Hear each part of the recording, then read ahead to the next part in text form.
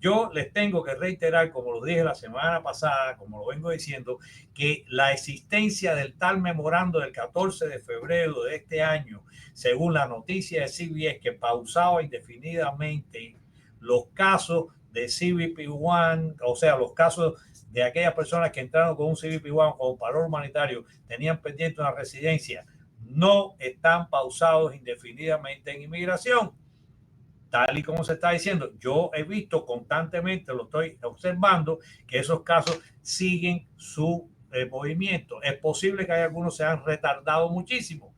Y es que yo siempre he dicho, reitero, repito e insisto que todos tienen que individualizar sus casos frente al servicio de inmigración porque todos son distintos. Hoy mismo viene una familia que han entrado con el CBP-1, tienen corte prevista para octubre de este año, si mal no recuerdo. No tiene importancia cuándo es la fecha. Es una familia de varias personas. Hay una madre con un niño pequeño. Hay un matrimonio que son los abuelos de este niño, la madre y el padre de esta otra señora. Y además viene la madre de una de los padres de ella, o sea, la bisabuela de ese niño. Hay 3 casos para la solicitud o la defensa de los casos en los que todo se encuentra de un proceso de remoción del país. La madre y el niño están en un caso, el matrimonio está en otro y la señora está en otro caso. Todos tienen una corte, es decir, cada uno de ellos tiene por separado, la madre y el niño una corte, los padres una corte y la señora otra. Bueno, ellos aplicaron por la residencia, a los padres le dieron la residencia, los abuelos del niño, a la bisabuela del niño no le han dado nada y a la madre y al niño no han citado por una entrevista.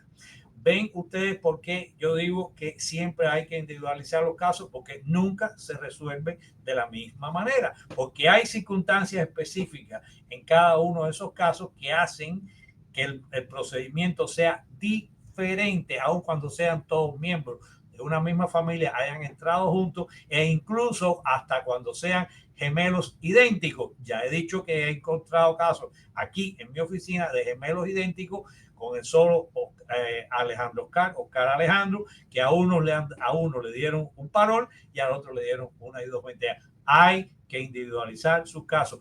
Ustedes tienen la posibilidad siempre de contratar un abogado. Esto es un asunto legal. Cuando usted tiene un asunto legal, usted no contrata a un mecánico, usted no va a ver un dentista, usted no va a ver un médico, usted tiene que ver a un abogado. Los notarios en este país, los notarios públicos no son abogados.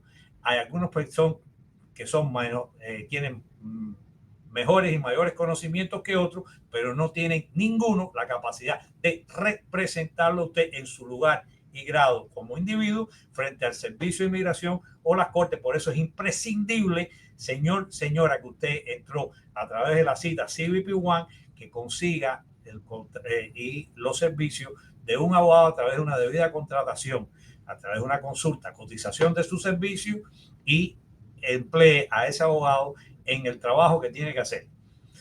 ¿Y cuál es el trabajo que tiene que hacer? De acuerdo a mi opinión como abogado, a la opinión de nuestros abogados en la oficina, la señora Birmania Rodríguez y el que les habla. Tenemos todos que ayudar a la gente a comprender que cuando usted entra con el CBP-1, usted entra ilegalmente al país. Si usted, producción, me puede poner ahí la información que viene sobre en la página de CBP-1, lo dice clarito. Claro, clarito, sin ambaje en en el primer renglón. Hoja informativa.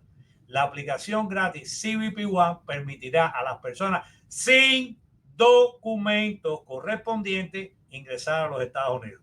¿Entendió usted que cuando usted entra al país, aun cuando tenga la cita para entrar, usted viene entrando ilegalmente? Por eso es que usted recibe una notificación de aparecer en corte que viene la fecha en la que usted se tiene que presentar frente a un juez. ¿Entendió? Y como usted recibe esa notificación para aparecer en corte frente a un juez con una fecha determinada, es primeramente la prueba clara de que usted, como dice esa información, no tenía el papel correspondiente para entrar a los Estados Unidos cuando lo hizo. Y aunque usted haya recibido un parol después que entró ilegalmente, a usted todavía le queda por resolver la razón de ilegitimidad con la que entró a los Estados Unidos y por la cual después que usted entró recibió ese parol. Ahora, ¿qué sucede en algunos casos?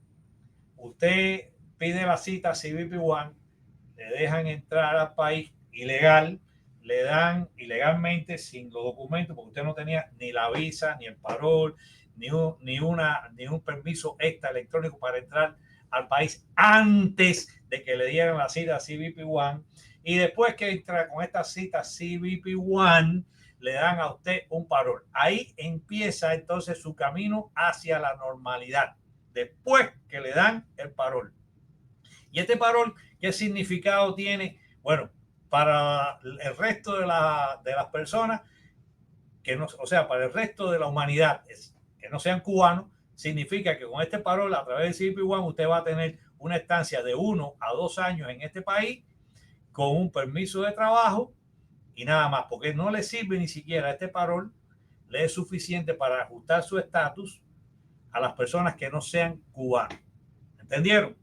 Por eso todas las personas que entran con este parol tienen antes del año de su permanencia en los Estados Unidos, quiéralo o no, cubano o no, que va a solicitar un asilo defensivo para presentarlo en esa corte que usted tiene, donde le están pidiendo a usted que se retire del país porque de todas formas su entrada fue ilegal.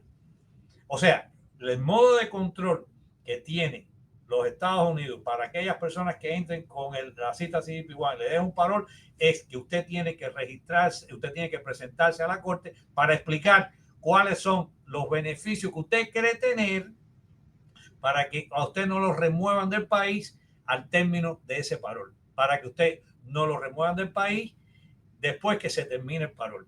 Y la única forma que usted tiene de demostrar en primer término que usted no puede ser removido del país es haciendo la solicitud de asilo político. Y esto es enteramente cierto y válido, sobre todo en aquellos casos en que usted, cubano, que me escucha, tiene su corte antes del año y un día de la presentación de su solicitud de residencia.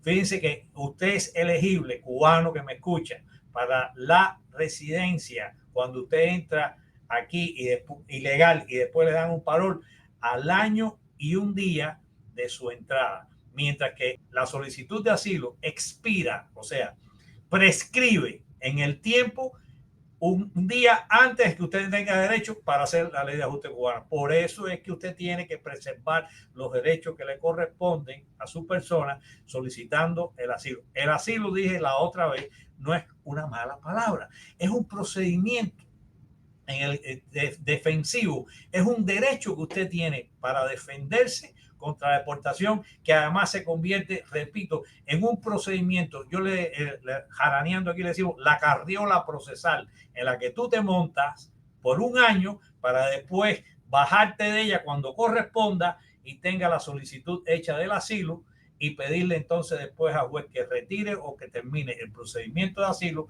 una vez tú tengas en la mano la residencia o tengas al menos los recibos de la residencia que está en camino. Esa es la coreografía que usted tiene, en la que usted tiene que entrar.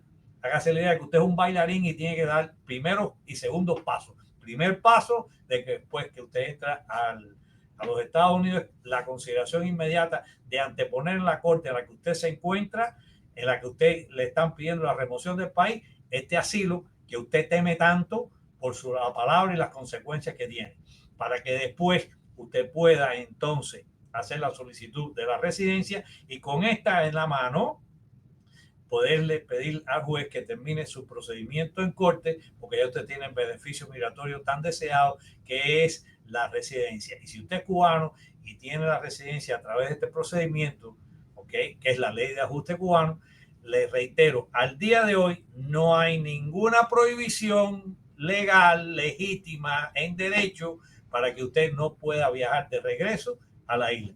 Hoy he recibido aquí también la visita de una persona que no solo ha ido una, sino muchísimas veces a Cuba por razones de familia, por las que sea. A mí no me interesa ahondar en el tema, porque tiene la residencia y la obtuvo habiendo venido a través del procedimiento CBP-1 o haber entrado, perdón, por la frontera ilegítimamente y después de haberle dado parol. No importa cuál sea el procedimiento, usted es cubano, después de su entrada ilegal, a usted le dieron un parol, ¿ok? Hizo usted o no al asilo, lo terminó y tiene su residencia, señor, al día de hoy, 5 de marzo del año 25, no hay ninguna prohibición para que usted vaya 1, 3, 10 veces a Cuba. Es un problema de opción. Yo he optado en 30 años y varios meses que llevo viviendo en los Estados Unidos no volver a Cuba. Pero si usted lo quiere hacer y usted necesita hacerlo, lo puede hacer si tiene una residencia bajo la ley de ajuste cubano. El que no lo debe hacer es el que obtiene la residencia después de haber ganado un caso de asilo. Eso es otra cosa total y completamente distinta. Y si usted lo hace, habiendo ganado el asilo, usted puede enfrentar después un proceso de remoción de su residencia por haber violado las condiciones de su residencia si esta fue obtenida a través de un asilo aprobado. Eso básicamente es la explicación que tengo que darle a aquellas personas que hoy temen, no quieren hacer el asilo porque entraron con un CBP-1 y tienen un parol. Y yo les digo, queridos amigos, que en mi opinión usted sí tiene que poner el asilo, especialmente si esa corte que usted tiene anunciada el día que entra y le dan el parol es antes del año y un día en el que usted es elegible para hacer la solicitud o ajuste de estatus o obtener la residencia a través de la ley de ajuste cubano. Yo espero que esta explicación sea suficiente, pero si no, siempre pueden consultarnos directamente viniendo a nuestras oficinas, o si no se encuentra en el estado de la Florida o lejos de Miami, puede hacer también la cita para que telefónicamente o en persona, cualquiera de las dos opciones, eso sí, yo vivo muy lejos, estoy en Hunter, no puedo ir a la oficina. No, sí tiene que venir. Si usted vive en Jacksonville, en Tampa, en otro estado, usted puede hacer la cita telefónicamente. Nosotros podemos asistir en los 50 estados de la nación americana en estos asuntos de migración, porque la ley de inmigración es una ley migratoria y teniendo yo la licencia del estado de la Florida para ejercer derecho dentro del estado de la Florida es suficiente y bastante para que además le pueda asistir a usted en los asuntos que tienen que ver con la ley federal y la ley de inmigración. Como dice el artículo 3 de nuestra Constitución, apartado 8, es una ley federal que corresponde solo ser legislada por el Congreso de los Estados Unidos y no el Poder Ejecutivo ni el Poder Judicial, que únicamente puede el judicial decidir si la ley está correcta o no. Y ese es otro de las peleas que tenemos que echar y estamos echando precisamente ahora, para que ustedes entiendan. Y es que la ley de ajuste cubano dice que toda persona que entra admitido e inspeccionado o que tenga un parol que sea cubano de origen puede después del año y un día ajustar su estatus. Sin embargo, esta ley se ha sido interpretada de manera distinta para aquellas personas que tienen, por ejemplo, la I-220A, aun cuando se ha dicho que es un parol condicional, aun cuando sabemos que todas las personas que le han dado el I-220A, que es reconocimiento de su persona y la liberación bajo la determinación de que la persona ha sido inspeccionada y coincide esa inspección con determinar que usted es quien dice ser, a pesar de eso, muy a pesar de eso, las cortes han dicho hasta hoy que no es suficiente para ser elegible para la ley de ajuste cubano, y yo creo que sí lo son, y que quien tiene que decidir que así sea es el Departamento de Seguridad Nacional, la señora Kristi Noem, a quien nosotros ya le hemos escrito y solicitado